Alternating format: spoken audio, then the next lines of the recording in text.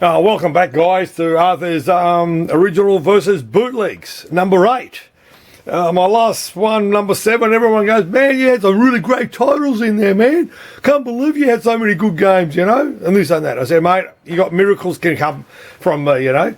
So this one here, I got a bit more better quality games, high-end stuff. So what you're seeing in front of you now is, this is a bootleg of a Golden Axe. And that's the original Golden Axe. Do they look the same? Not even close, you know. So this one here does have a problem, okay, but I wanted to show you the difference. This one here runs a jammer.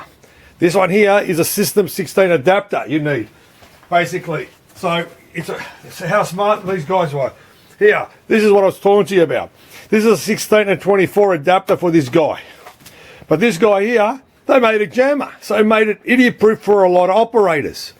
But not even close between the two of them. Have a look. So, have a sticky nose what they've done here, you know. But no one could have recognised the difference when they were playing this one and the original. See, Sega made these as a motherboard with a daughter board, so you could change the ROMs to any other games that you wanted back in the day, okay? Let me take this off. Oh, remember that I talked to you about the security, the Hitachi? It's got a little battery in here, which is it's a 68,000 in this, with a little chip in there for the protection of the software, so for bootleggers back in the day. But they've actually, some good guys out there have actually hacked into it to save this board because these were dying. Okay, so yeah, you see, it's an original Golden Axe. Okay, so these are all the security chips that Sega did, basically, to protect it. So what these guys do, what I said to you in a few of my other videos, this one here and these is the same as all these TTL chips. So basically that is all these TTL chips in there. So they got away with it as a system board. Oh, sorry, kicking it around. It's so tight in here. So basically all this is basically all that. So this is the program, which is exactly the same as that. So yeah, so they were smart. Somebody goes, oh, where do the bootlegs come out of? They come out of China. I said, no, man. China's development is only 20 years ago. They've just got to where they are. A lot of them all came out of Taiwan because Taiwan has got the biggest semiconductor manufacturers there, and that's what China wants to take over. So the Taiwanese were making them, and the Koreans were making them. Okay, because that was the biggest arcade businesses, you know, out of Japan. So yeah, so you can sort of see what I'm talking about. So this is basically the daughter board with all that. So have a look. So that's that Golden Axe. But what else I've got is here, I've got a board from, remember my friend I was talking to you about his Shinobi? I actually fixed it yesterday. It's up and running now. So that's it. But he gave me this. It's a Golden Axe 2 board. This one. This is a system, then after that they became to jammer. So they moved from 16 to 24 to jammer. This is a late model one. So whatever this guy is, so I got it, and somebody has tried to repair it. Okay, they tried to repair it. I got no idea they put the machine sockets. I'm not a fan of machine sockets. Okay, a machine socket is, I'm going to explain to you. Hang on.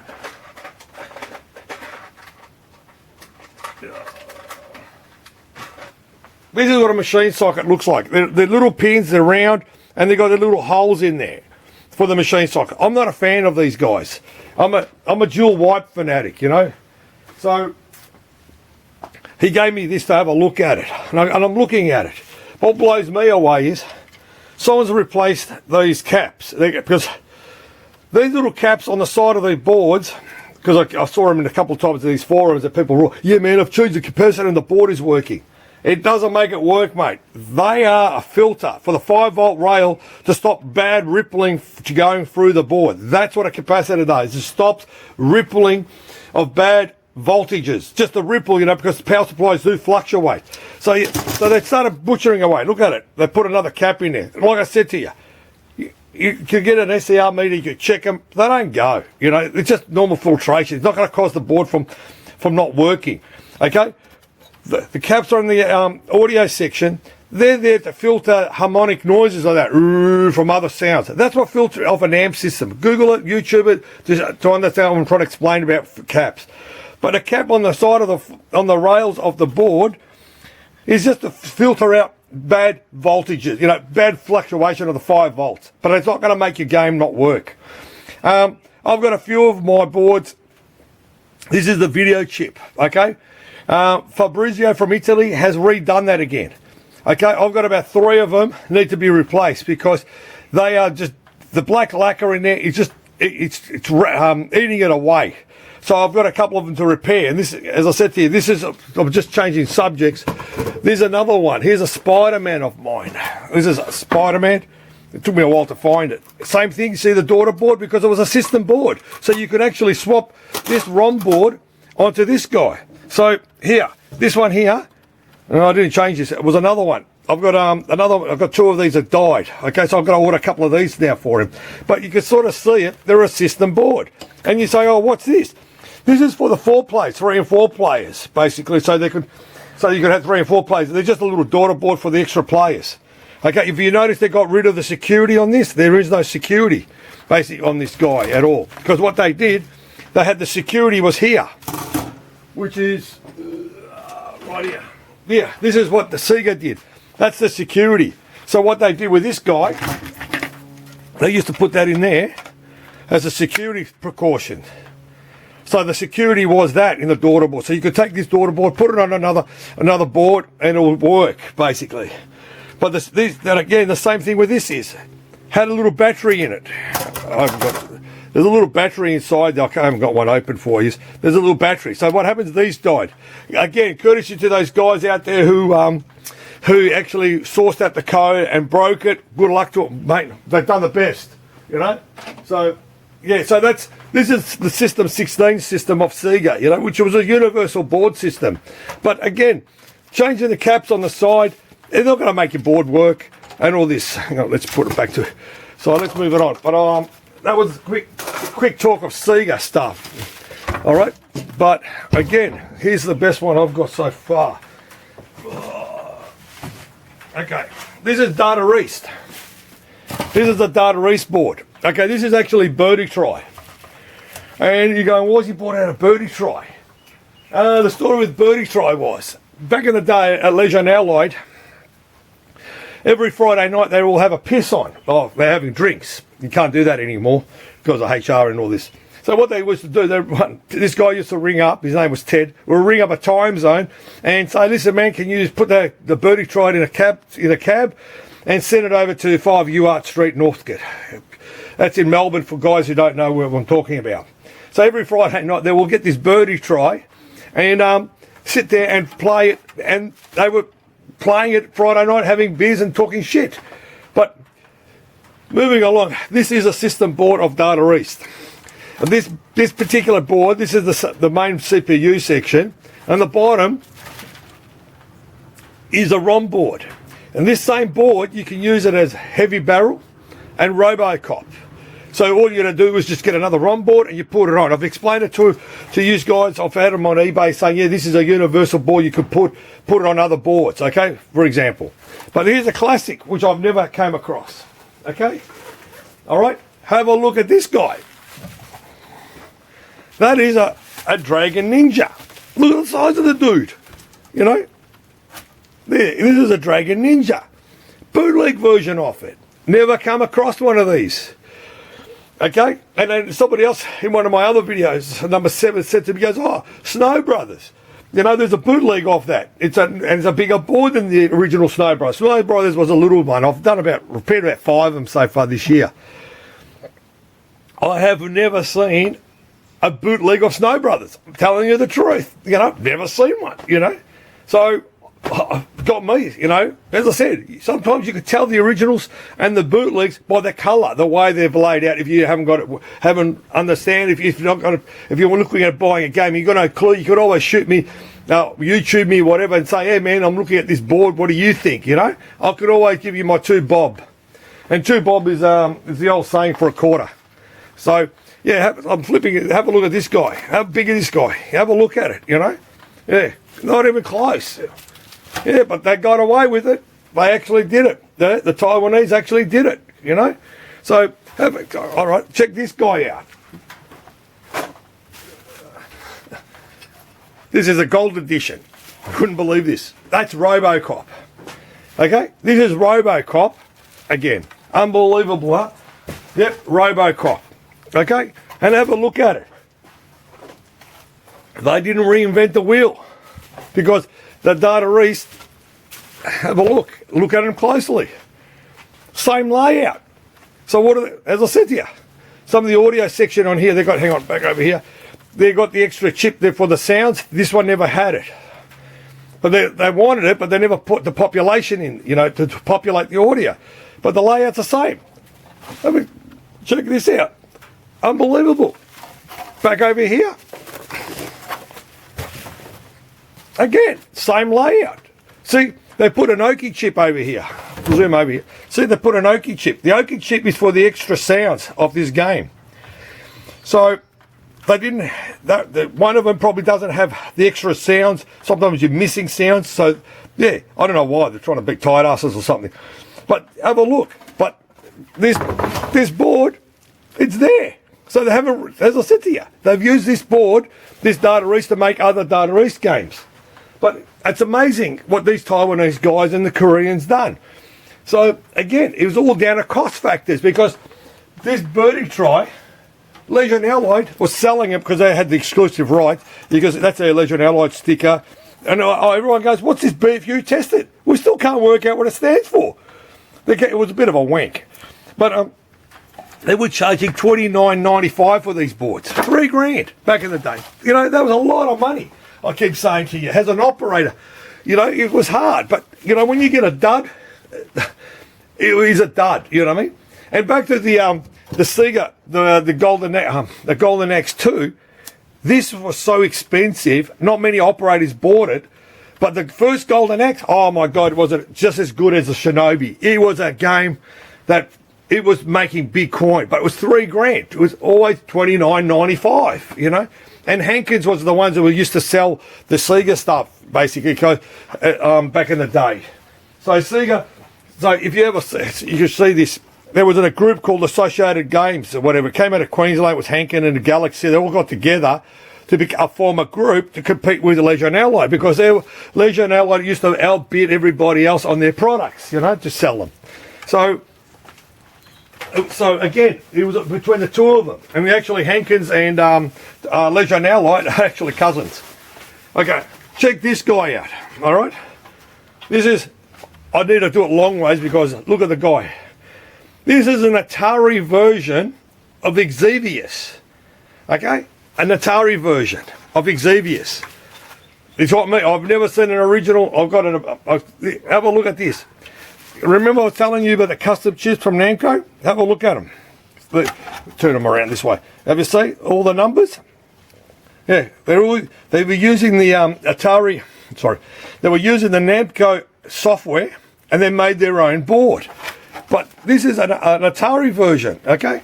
Yeah, have a geezer. Xevious by Atari. It's got me stuffed. You can sort of see it's the Bronze era. Again, see how the board has it deteriorated. This is 1982 here.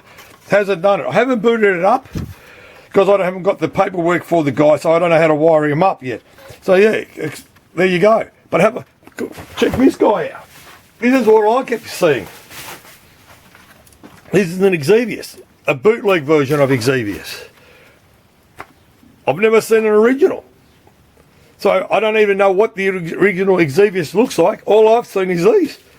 And again, you know, this is as is. I haven't touched it. You gotta love these guys back in the day. What they used to do is they never had connectors. They soldered it straight on because it was hard to get connectors back then. Now you got everything. You just Google it, you find it. So what they were used to do, they used to run these voltages here, okay, because there was no power on this, because this is a bit of a hungry board again. Like I keep saying to you, you wouldn't use those Chinese power supplies to run these boards today, because mate, they're not gonna, it's the amperage, not the voltage. So that's what they had to do, because they used to freeze up. But don't forget, a lot of shops are open for nearly 18 to 20 hours a day, basically, give and take. But as I said to you, this is an Xevious, you know. But again, easy to work on. No custom chips. I keep saying, no custom chips. This guy here is the same as those others. They're custom chips. So what do? They've actually redone these chips. But again, how much are you going to spend on this Xevious to get it going? Yeah, it's original, but how much are you going to spend? I said to myself, you know. But again, it all goes down to how do you preserve these boards? Like I said to you, back to the Sega one, I'm going to buy 2 of these guys. Oh, but without those, my board doesn't work. So I don't know if my chips are gone, the customs are gone, and I'm got because the this Golden Axe here has got severe sprite issues. It's not the daughter board, because I tested the daughter board on another board of mine to verify to see, make sure the mask ROMs don't die. Like, they do die. Mask ROMs do die. And like I said to you, lucky for Maine that the information is out there and you can sort of verify the program, basically. So there, see that? That's the security chip for that. See that? That is the security. So you could get another ROM board and you could put that security on if you change the software, the program, and they're the jumpers. So you got to jump for the address lines. But again, Sega was smart protecting their games. And by the way, I've not seen a bootleg version of this. So correct me if there is. I have not seen it because I think it was the day that I don't know, is it because it was a hard to crack game? I can't answer that question. But there is no bootlegs of the System 24s and that. I'll know that there's a bootleg of the Shinobi and there's a bootleg of the Golden Axe. They're the only ones I do know of. Anyone else knows out there? Put it on the comments, basically. You know, as I said, I don't know everything, but all I can tell you is what I know about it, you know. Oh, I've got the F1 Dream going. I've got the audio going on the F1 Dream. Here's something I wanted to explain to you guys, another one.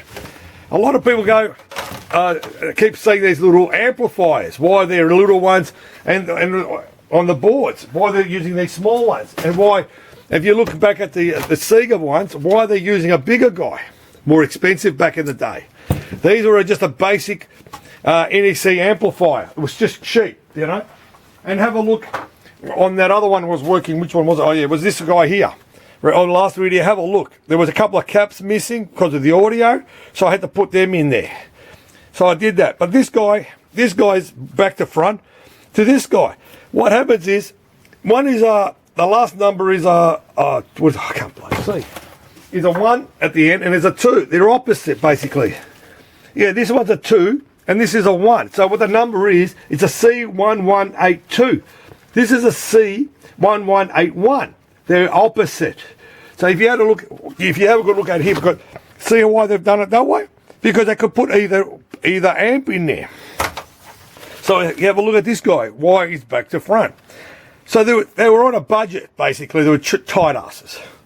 So, but no one will notice the difference because this one, I don't know the specifications, how many watts this is compared to a genuine one, how many watts these guys are. So, yeah, they're all down to that for the end of the day to sell it to the operators at a cost-effective price. This might have been about $400 US, you know what I mean? Compared to the, 15, 18 to $2,000, whatever market US. So, again, it was all down to can the operator make money? So, the more they sell cheap, the more they'll make money out of it. Because all the R&D's gone into this, you know. But as I said, easy to repair boards, you know.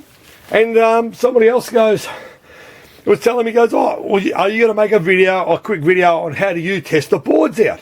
And I said, that's not a bad idea. I might sort of whip something up and give you guys a quick rundown how I sort of look at it logically, how to fix one up, basically. And like I keep saying to you guys, you know, I always print out my information on a big paper.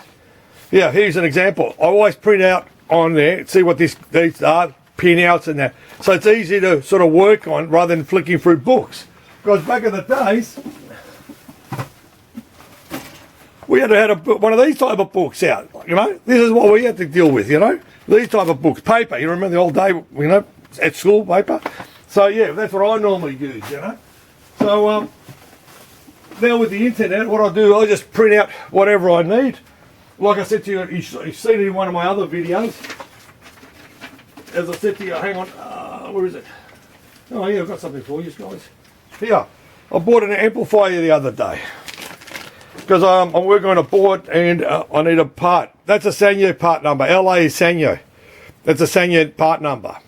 So I needed to repair one board So I just ordered it locally. You know, that was cheaper for me to get it locally from the girl from China. So here's another one I had to order from China because this is out of an elevator action. If you, I don't know if you can sort of see, there's a big hole in it. So I couldn't get it locally, so I put that list on from the girl from China for that one. You know, so yeah, so she's been getting me out of the jam a lot now. You know, so if it wasn't for her, mate, I'd be pretty screwed, I say. You know. But yeah, so again, I hope this video it shows you a bit more information about different games and what they were doing back in the day. So yeah, just drop us a message, whatever. I'll try helping explain it to you what I know. As I said, I don't know everything, but as I said, I've done a lot of games. I've moved a lot of games and worked on. Oh, I know. I said somebody else says, oh, what's easier to repair, a pinball machine or a video game? I said, man, pinball machines is a different kettle of fish. You don't need much. I'll make a dedicated pinball video. I'll talk about pinball machines, you know, compared to game boards, you know. Game boards, mate, they're a prick. They are really, really a prick, you know. So I give you an example of talking about pricks, you know. Yeah, check this guy out. This is a 6-player X-Men. It was a guy was chasing up an X-Men 6-player, and a friend of mine goes, "Oh, well, you got extra 2 people, have you?" From a 4-player, you know. So he's got more than 6 people, 6 friends. So he had it. So you could see I got this the audio board from Fabrizio again. You know, courtesy for him, mate. These boards will go. I got another. These are the ones for the video colors because that's for the second monitor. Some people don't know what a 6-player is. A 6-player X-Men. It was a 2-player, a 4-player, and there was a 6-player. And the 6-player was actually 2 monitors side by side. I'll try to find a photo for this. I actually got the cabinet. And what happened was it came out, they're trying to make it interesting with 6 players, you know, from 4 to 6, you know, to get more money into the cash box. But this wasn't a great game. So, plus it was fucking expensive, you know. And so this guy remember playing it back in the day at some place in the country town, and that's how he wanted it. So this had a bit of a problem. It took me a year to fault find it because I don't shotgun it and that. Have a look at the quality of the repair. You can't even see that they repaired this board. Okay, you can tell that I put the new section in here, but I haven't hacked it. This was it was shit. It was shit. Typical Konami shit, you know. So I've got another friend of mine gave me his board. He actually come across one of these, and that one has got a bit more bad repair jobs again. And if you don't have a good soldering iron and desoldering station, don't work on this. You know, they will stuff your tracks and you'll be cursing it. And this is a high-end game now. This is not cheap. You know, because they're I don't know, everyone threw them out or this track rotted. But again, with the Konami stuff, I don't know what their idea was to make them with the thinnest tracks all possible. So yeah, courtesy to those guys out there who reproduced this stuff, at least your board's going up and running. This had a severe audio problem. The mask ROM had packed up. Okay, so the mask ROM had packed up, so actually, that's actually a 16 meg one too. So yeah, it took me a while to, because I needed a good, my desoldering station had packed up, so I ended up getting a Heiko, top of the range Heiko at the moment. So yeah, that's his mask ROM, actually packed up, because I couldn't work out where my issue was. I was you can see that I was trying to work out how far back it was, you know, because the RAM chips do pack up. Because sometimes, but yeah, have a look at the repair job. You know, you can't even sort of see the butchering in there. So there you go. Good quality tools make life easy, you know. But yeah, finishing it off on the X-Men. Well, thanks for watching this video as number 8, and I appreciate some of the comments you've been giving. I haven't had a chance to reply because, mate, I've got to do so many boards to fix up, and yeah, I really do appreciate you giving me comments on this. You know, as I said, it's hard to come up, you know, about talking about the history behind a lot of these games. But yeah, pinball's videos is a passion. Enjoy. And thank you guys keeping this stuff alive. Well, see you. Thank you for watching again.